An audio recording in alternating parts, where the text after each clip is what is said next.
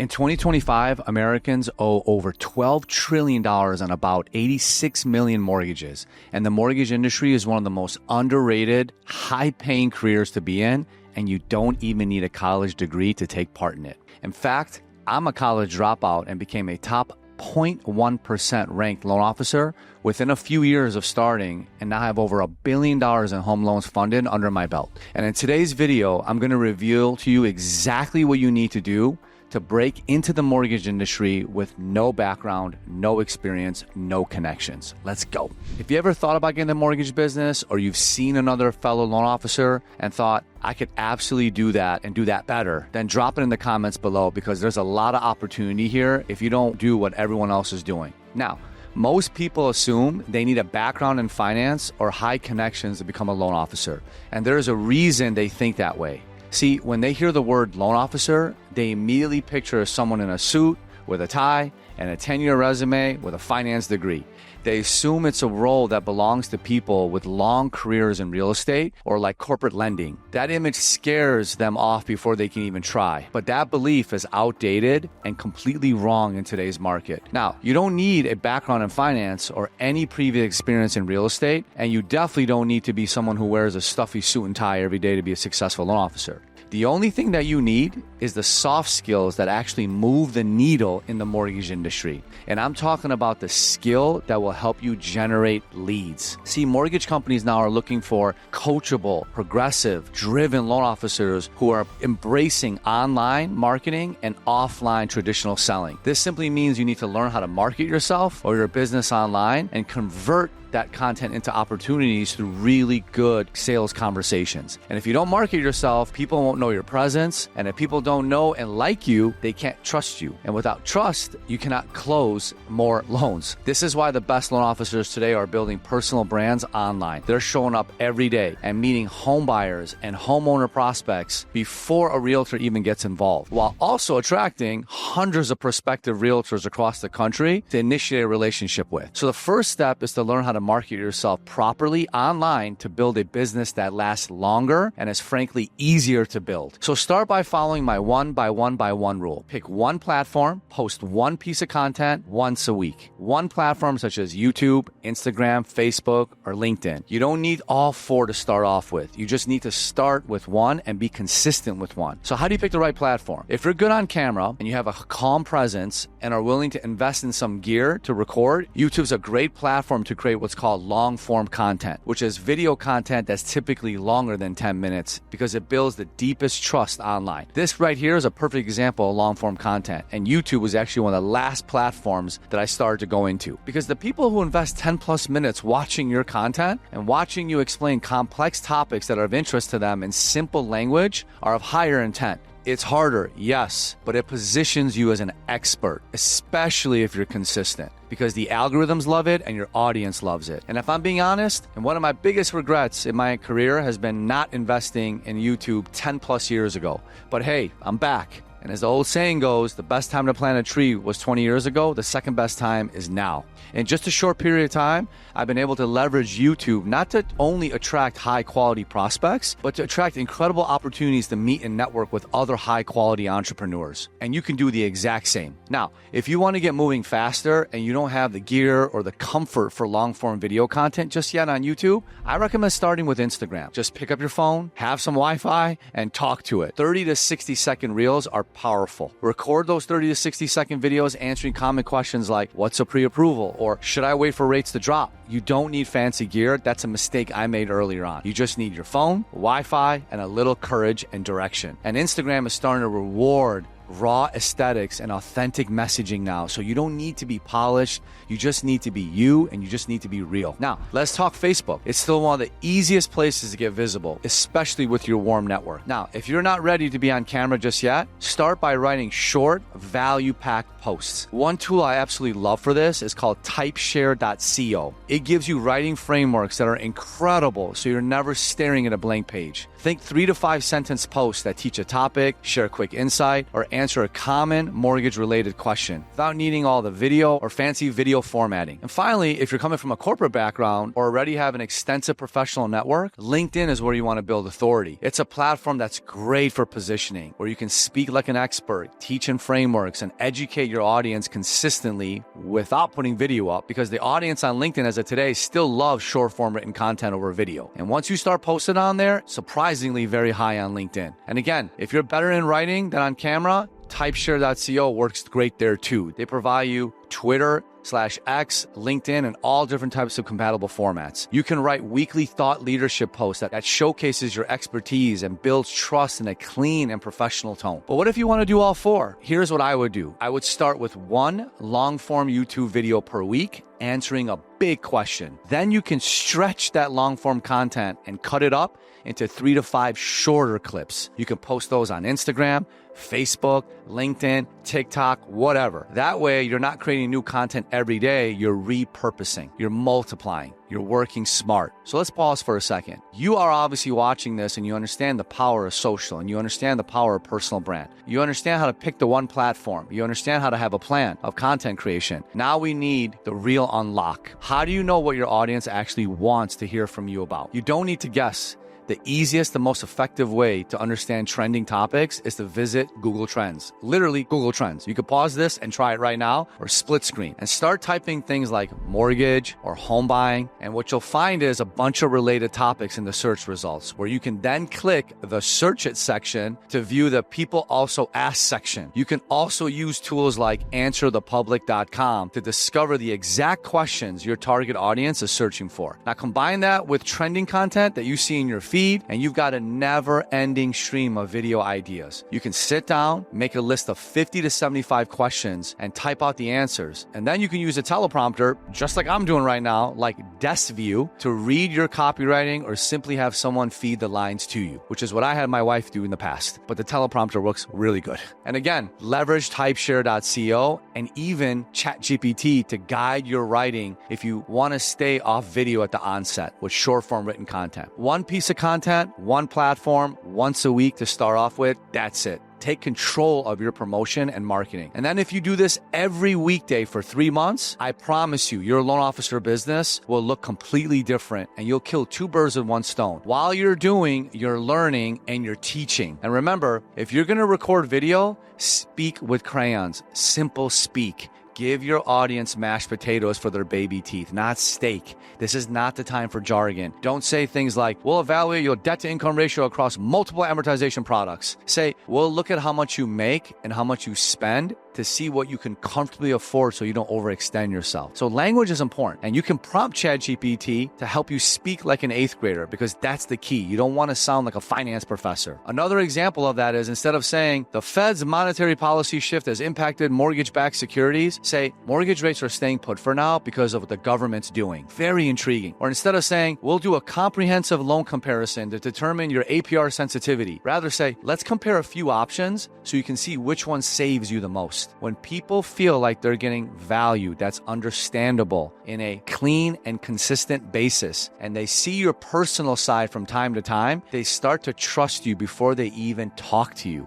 I've had prospects come to me and say, Amir, I feel like I already know you. That's when you know the strategy is working, because when they see you and know you through your marketing, your sales becomes easier. Your content pre-suades at scale. But this is where most new loan officers get scared. They think, if I give away too much, why would anyone want to work with me? I get it. It's a limiting belief, and we're going to help you break out of that. A lot of other people think that way as well. But remember, people value goodwill. Look what I'm doing here, right? I have no strings attached. If you end up joining my coaching community, you do. If not, I'm going to continue to give you everything without jail keeping anything. It's the same thing when someone's buying a home. They're scared of making a mistake. They're looking for clarity in this sea of confusion. They're afraid of overpaying or screwing something up that costs them tens of thousands of dollars. So when you deliver well-crafted, genuine value messaging, they think, man, this person's cool. This person gets me. I feel like I can trust them. I would use them. That's what I've experienced over and over again personally. I've had prospects come to me after months of watching my content, and maybe you might be the same, and you'll tell me, Amir, I feel like you helped me so much. That's the point. The sale is done before I even say anything in person. or on the phone or in a Zoom. That's the power of value-first marketing, and that's where the world has shifted to.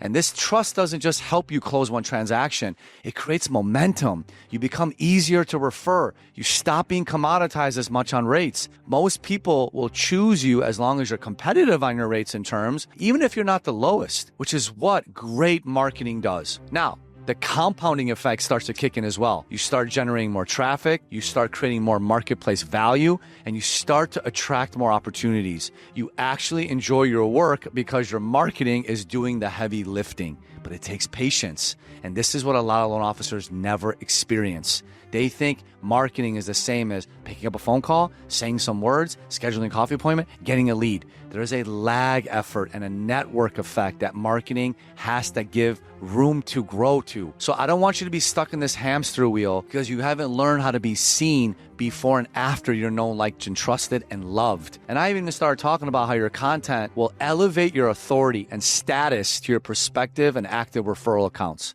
See, most loan officers start posting crap content on social media. They get frustrated because they don't get the results they expected. They don't realize that marketing is not supposed to close deals. Marketing brings people in.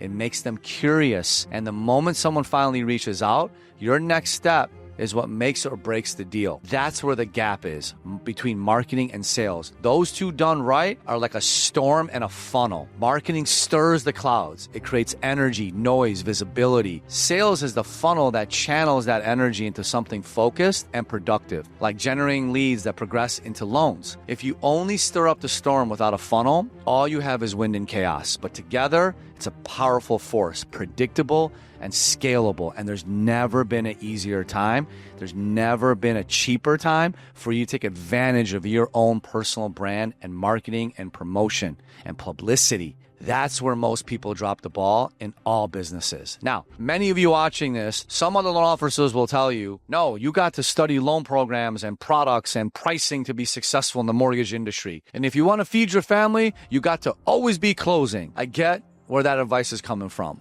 but I'm going to offer you a different lens on all this. One that, again, helped me fund over $1 billion in home loans, led a group of loan officers to over $10 billion in production, personally brought in 7 LOs in the industry and taking them to $100 million a year in production, all while making sure they're good family members and community members. That's the most important thing. So I have the experience. It doesn't need to be that type of philosophy in terms of being a full-blown scientist when it comes to loans. It starts with having the right mindset and having a drive to do more in production while never forcing a loan onto anyone and playing the long game. And this is exactly what I'm coaching right now in our community today. You need more people to have more loans. Your number of leads and loans is a direct byproduct of the number of people that see you, know you, like you, and trust you, and eventually love you.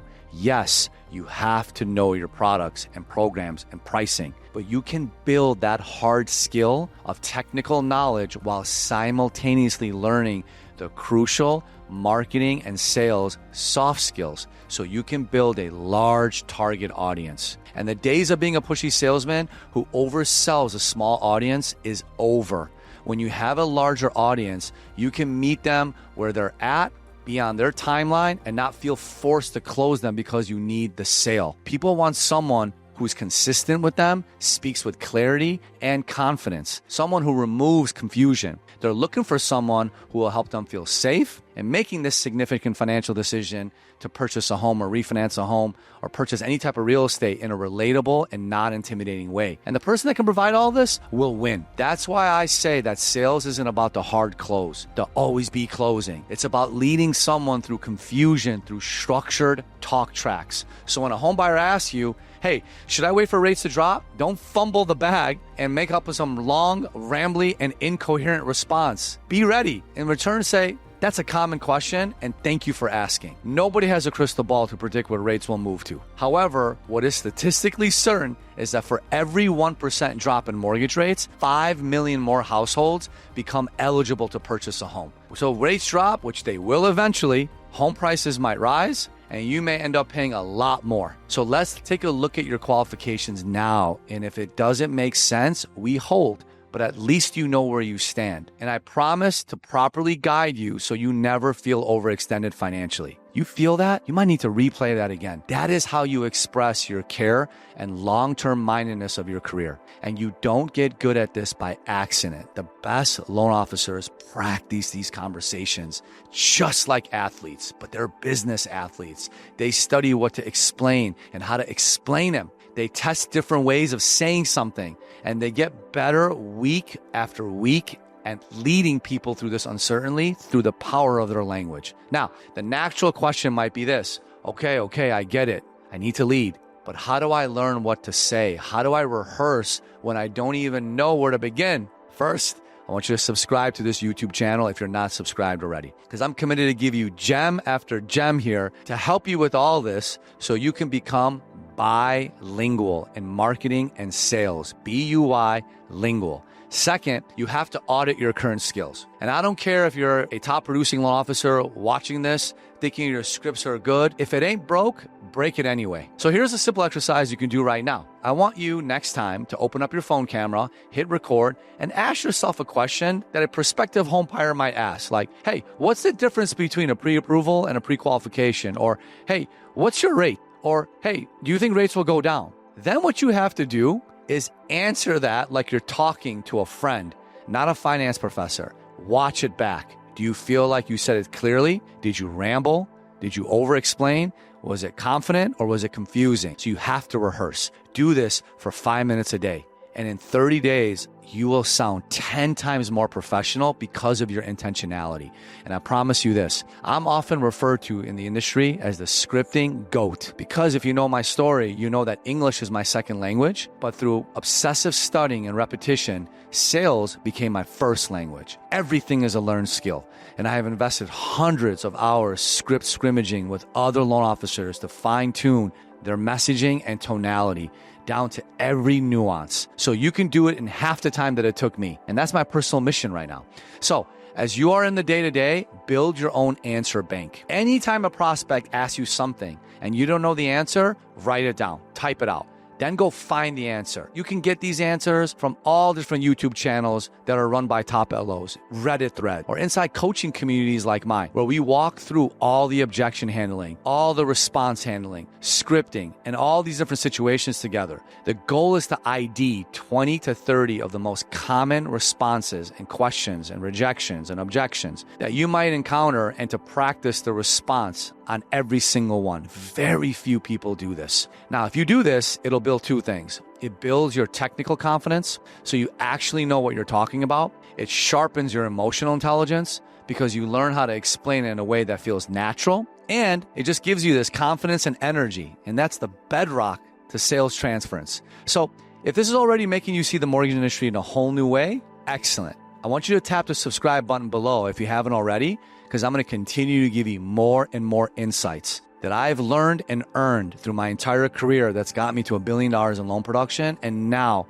put me in a position to serve thousands of loan officers in our industry. Now that you've started to gain more visibility through your content and created more opportunities, hopefully, you'll hit the next big challenge. And honestly, it's the one that crushes even the best selling and marketing loan officers. In fact, so many successful loan officers' businesses crash behind the scenes, but yet no one's really talking about it because it takes vulnerability. It's not a lack of leads or just a lack of marketing or sales skills. It's burnout from the chaos. Your calendar is full to the brim. You're on calls back to back, which is certainly a great problem to have, but it brings the next constraint or bottleneck in your business. You're now stuck chasing paperwork, replying to 17 unread messages, missing 12 follow-up tasks, forgetting who asked for what, and waking up in the morning stressed out. Your brain becomes your storage, which is really made for processing. It becomes like your CRM, your LOS, everything, and it's going to burn out and break. And that's why systems matter. So here's how to build yours.